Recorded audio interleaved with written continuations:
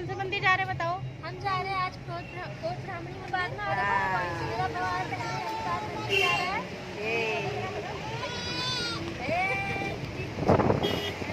विवान हम मंदिर जा रहे हैं ना?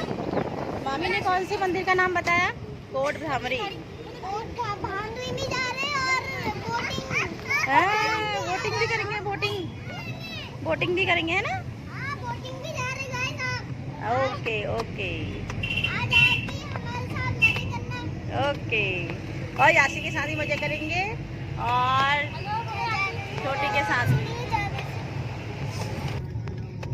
पर्वतों से सीखो गर्व से शीश उठाना, सागर से सीखो जी भर कर लहराना, प्रकृति से सीखो किसी को नहीं ठुकराना, इसे आता है सबको अपनाना। इफ यू लव यहाँ पे तो चाय के ट्रू बागान हैं, नेचर इतने सुंदर सुंदर। You will find beauty everywhere. हरी भरी यह हमारी धरती हर मन को अपनी सुंदरता से हरती है और हमें अपने पास बार बार बुलाती है। तो दोस्तों, आइए चाय आपको के ले चलते बागान, हैं उत्तराखंड ये के कितना सुंदर है बागेश्वर ना। जिले के खूबसूरत एक जगह पर जो बैजनाथ स्थित है। और बैजनाथ से एक लगभग 6-7 किलोमीटर आगे एक प्यारा सा खूबसूरत सा मंदिर है जिसे कोट भ्रामरी के नाम से जाना जाता है। आपके सामने में बर्तन नहीं आ रहा उत्तराखंड के सोच के एक ना, अत्यंत पावन वो आ और रहा है। रहस्यमय स्थल कोट भ्रामरी मंदिर के शॉट विषय आपको में मैं कुछ बातें और यहाँ के दृश्य से रूबरू कराना चाहती हूँ। कोट भ्रामरी मंदिर जिसे स्थानीय लोग भ्रामरी देवी के नाम से भी जानते हैं और यह उत्तराखंड राज्य के बागेश्वर जिले में स्थित है। देखिए दोस्तों, जो मैं आप मेरे साइड में देख रहे हो, तो यहाँ पे हरी भरी जो प्रकृति है वो बहुत ही अच्छी लग रही है और जो सफ़र का आनंद है वो और भी ज़्यादा दुगना कर देता है। देखिए, हम हाइट पे जैसे जैसे चढ़ रहे हैं तो वैसे वैसे यहाँ की जो खूबसूरती है, सुंदरता है, तो वो और भी ज़्यादा बढ़ रही है। इसीलिए इस सुंदरता को देखकर मेरे मुंह से एक कविता निकली थी जो मैंने शुरू में आपको बता दी थी। तो आइए दोस्तों, मैं आपको ले चलती हूँ कोटा माई के मंदिर। यहाँ पर बहुत पहले ना एक तालाब हुआ करता था और अब ये नहीं है। अब देखिए, वो सामने दिख रहा है ना आपको मैरून रेड कलर में, तो ये कोटा माई का मंदिर है और लगता है यहाँ पे हमसे ज्यादा पहले लोग आ चुके हैं दर्शन के लिए। और कुछ ही देर में मैं आपको कोटा माई के दर्शन कराती हूँ। आप साथ साथ में प्रकृति का आनंद भी लीजिए दोस्तों। हमने यहाँ पे माता के चढ़ावे के लिए मार्केट से कुछ सामान नहीं लिया हुआ था। यासो आपसे देखो हेलो गाइस कह रही है। और ये हमारा प्यारा सा माधव विवान के साथ आ रहा है। माधव पहली बार पैदा होने के पहली बार ये कोटा माई के मंदिर आ रहा है हमारे साथ, और पहली बार ये कार में बैठा है हमारे साथ। बड़ा छोटू सा नन्हा सा प्यारा सा हमारा ये गुड्डा है। तो मैं कह रही थी आपसे दोस्तों कि अगर आपने माता को चढ़ावे के लिए कोई सामान नहीं लिया है तो घबराने की ज़रूरत नहीं है। माता तो वैसे ही प्रेम की भूखी होती है हमारी, तो हमें अपनी श्रद्धा से प्यार के साथ जो भी अगर हम फूल चढ़ाते हैं तो वो भी भगवान ज़रूर ही स्वीकार करते हैं। तो अगर आप माता के चढ़ावे के लिए कोई सामान लेके नहीं आए हैं तो यहाँ पे जो स्थानीय जो दुकानें हैं, यहाँ पर आप कुछ माता को चढ़ाने के लिए चढ़ावे के लिए चीजें ले सकते हो। जैसे कि मैंने यहाँ पे जो यहीं पे पास में एक शॉप है, यहीं से मैंने शॉपिंग करी थी माता जी के लिए। यहाँ से मैंने उनके लिए चढ़ावे के लिए एक चुनरी ली थी। और यहाँ पे देखो टोकरी मिल जाती है जिसमें धूप, अगरबत्ती, नारियल, बताशे और सरसों का तेल, तिल का तेल भी अगर आप यूज़ करना चाहते हैं तो कोई भी तेल आप यूज़ कर सकते हैं। और कपूर और सुहाग की जो जो चीज़ें माता को चढ़ती हैं वो सभी इस टोकरी में आपको मिल जाती हैं। तो यहाँ पे मैंने सुहाग का सामान और चढ़ावे का सामान ले लिया था, प्रसाद ले लिया था जो मैंने माता जी को चढ़ाया था। यहाँ पे मुझे गोटे वाली चुनरी चाहिए हुई थी, तो वो चुनरी मैंने यहाँ पे ले ली थी, मुझे मिल गई थी। ऊपर चढ़ाएंगे ना फिर खाएंगे। बड़ा ही सुंदर और भव्य मंदिर है यहाँ पे। ये देखिए हम गेट से जा रहे हैं। जाना कहाँ से है? पता नहीं, जिया जी को बुलाना। यासी है ना, ये अपने उनको बुला दो, ये बंदर पकड़ेंगे तो नहीं टोकरी है। छुपा लो। इसको मुझे दे दो, ये भाव को मुझे दे दो। क्या टोकरी छुपा लो। दादा कहाँ है दादा? स्थानीय मान्यताओं के अनुसार दादा यहाँ पर आदि गुरु शंकराचार्य ने भी तपस्या की थी। आदि गुरु शंकराचार्य ने भी इस मंदिर में साधना की है। यहाँ माता के दर्शन करने पर भक्तों की सभी मनोकामनाएं जरूर पूरी होती हैं। और जो कहते हैं कि जो नवविवाहित जोड़ा होता है ना, तो वो शादी के बाद यहाँ पे माता के दर्शन के लिए ज़रूर आते हैं और अपने वैवाहिक जीवन को सुखमय बनाने के लिए यही मंगल कामना यहाँ माता के सम्मुख करते हैं और माता उनकी सभी मनोकामनाएं पूरी करती है। और कहते हैं कि जिनकी खाली झोली होती है तो माता ज़रूर उसे भरती है।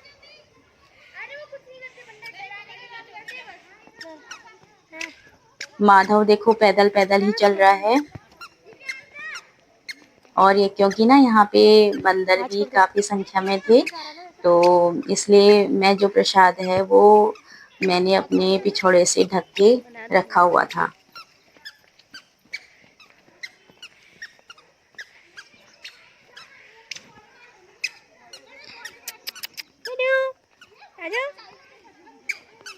पापा गए? पापा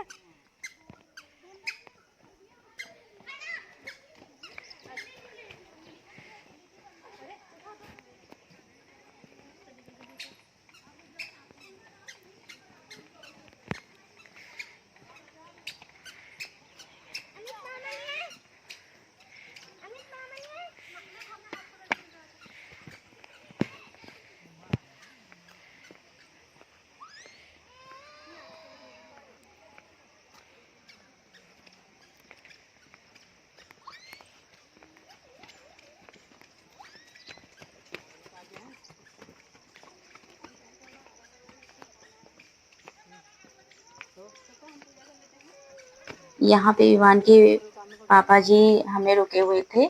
यहाँ पे मंदिर का दूसरा गेट प्रारंभ हो जाता है और हम सभी मिलकर यहाँ पे प्रवेश कर रहे हैं।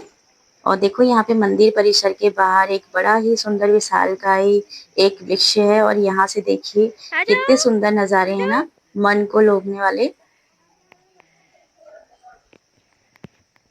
यहाँ पे थोड़ा सीढ़ियाँ हैं, लेकिन मैंने सैंडल पहनी हुई थी तो थोड़ा साड़ी में और सैंडल में दिक्कत होती है चलने में। और उसके बाद हमने माता के दर्शन किए।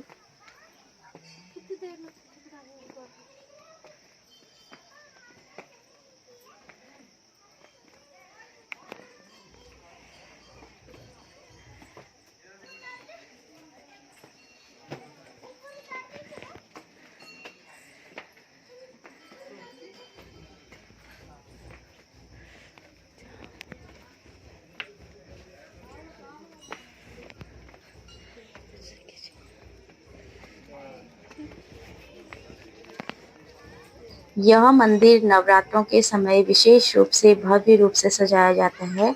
यहाँ पे साल में 2 बार मेला भी लगता है और दूर दराज से जो हजारों श्रद्धालु हैं वो माँ के दर्शन के लिए यहाँ पे आते हैं।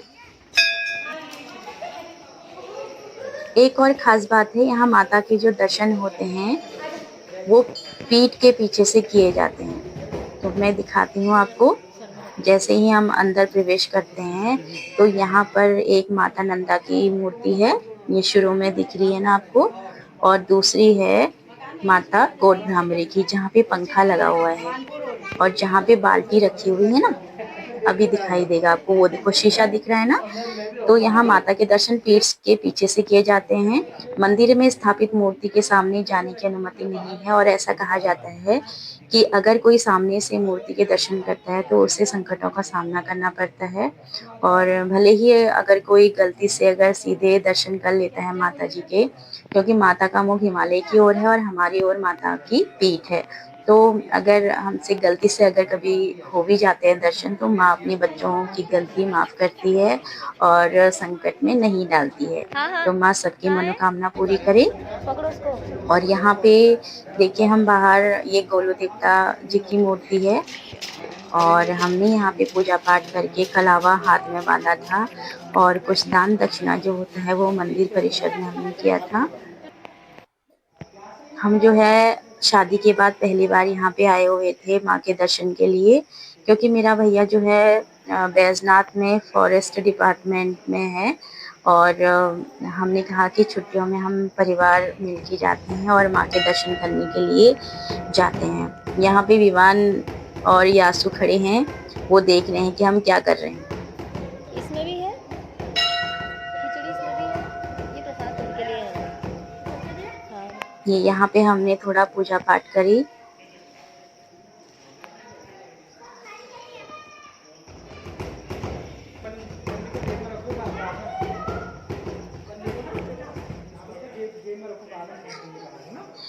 यहाँ पर पहले एक तालाब था ना, और अरुणावत नाम का एक दैत्य था, उसे वरदान प्राप्त था कि मानव या जानवर से वह ना मारा जाए।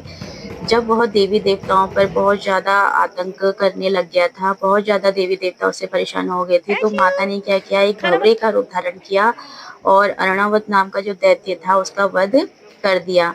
तो अरुणा भवरे का रूप धारण करने के कारण माता को भ्रामरी कहा जाता है।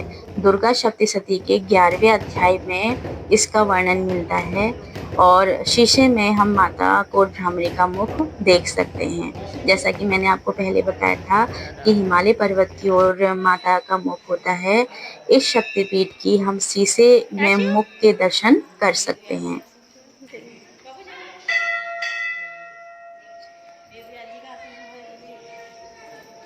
यहाँ याशु को भी अच्छा लग रहा है, क्योंकि जो मंदिर का जो वातावरण होता है वो बहुत ही अच्छा होता है, शांत होता है, ऊर्जायमान होता है। यहाँ पे वेद व्यास जी का आसन है।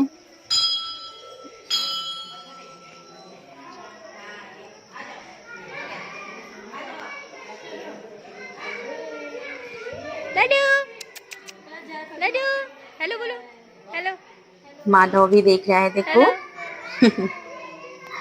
माधव चारों ओर घंटियों को देख रहा है। ये घंटियां जो लगी हैं वो हजारों श्रद्धालुओं के मनोकामना पूरी होने की निशानी है। जिनकी मनोकामना पूरी हो जाती है तो वो यहाँ घंटी बांध के जाते हैं। मंदिर के चारों ओर घने जंगल, शांत वातावरण और हिमालय की वादियां एक दिव्य अनुभूति कराती हैं। यहाँ पहुंचकर लगता है मानो स्वर्ग धरा पर उतर आया हो। ये स्थान केवल आध्यात्मिक दृष्टि से महत्वपूर्ण ही नहीं है, बल्कि पर्यटन की दृष्टि से भी यहाँ बहुत से लोग आते हैं और बहुत ही इम्पोर्टेंस इस जगह की है। हम दोबारा मंदिर परिसर में चले गए थे माँ के दर्शन के लिए, और पंडित जी कितने अच्छे हैं, उन्होंने बोला कि आप आराम से माँ के दर्शन करिए और फोटो आप ले सकते हो। क्योंकि अमूमन क्या होता है ना, कहीं हम मंदिर में जाते हैं, एक तो बहुत ज़्यादा भीड़ लगी हुई होती है, लाइन में हम खड़े होते हैं, तो पंडित जी कहते हैं कि जल्दी जल्दी दर्शन करिए और जल्दी जल्दी बाहर जाइए। तो ऐसा यहाँ पे नहीं था, हमने बड़े ही आराम से यहाँ पे माँ के दर्शन किए, पूजा पाठ की और यहाँ पे स्थानीय जो लोग हैं उनसे बातचीत की और थोड़ी देर हमने शांति ली। मतलब जितना हमें, एक कहते हैं ना जैसे टॉनिक होता है, तो टॉनिक लेके जैसे एनर्जी मिलती है, तो ऐसे ही भगवान के पास लेके एक आध्यात्मिक एनर्जी मिलती है। धन्यवाद। पंडित जी ने हमें दोबारा बुला लिया था कि आइए हम आपको प्रसाद देते हैं, आप दूर से आए हैं। ये धन्यवाद पंडित जी। ये आपका बाल्टी के बहुत सामने शुक्रिया। देख रहे हैं ना आप शीशा, तो इसमें कोट भ्रामरी का मुख हम देखते हैं। मेरे साथ खेल रहे। यहाँ पे एक बटरफ्लाई आशु को मिल गई थी और बटरफ्लाई से ये बहुत खुश होती है। देखो कैसे बात कर रही है। इन दोनों को मिल गया है खिलौना। ये टच करो उसको, टच करो। एक छोटी सी बटरफ्लाई है ये। बनाओ बनाओ वीडियो बनाओ, इसकी वीडियो बनाओ।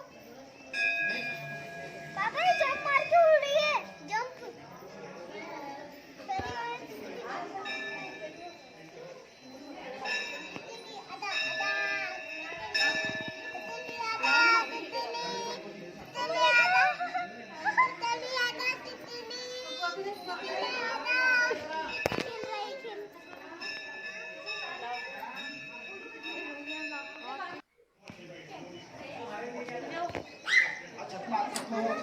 चलो।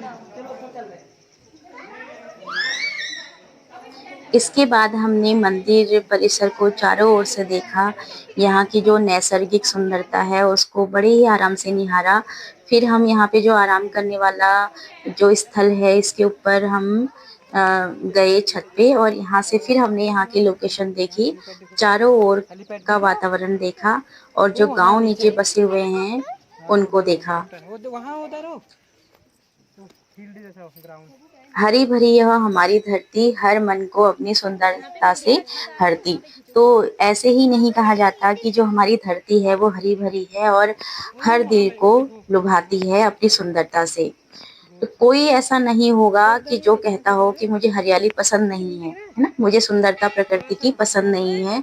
तो 100%, 100% लोगों को सुंदरता प्रकृति अपनी ओर खींचती है। इसीलिए कोई लोग कहते हैं ना कि एकांत में मेरा मन नहीं लगता और एकांत मुझे अच्छा नहीं लगता, लेकिन एकांत में देखिए सबसे बड़ा जो सुख है वो एकांत में है।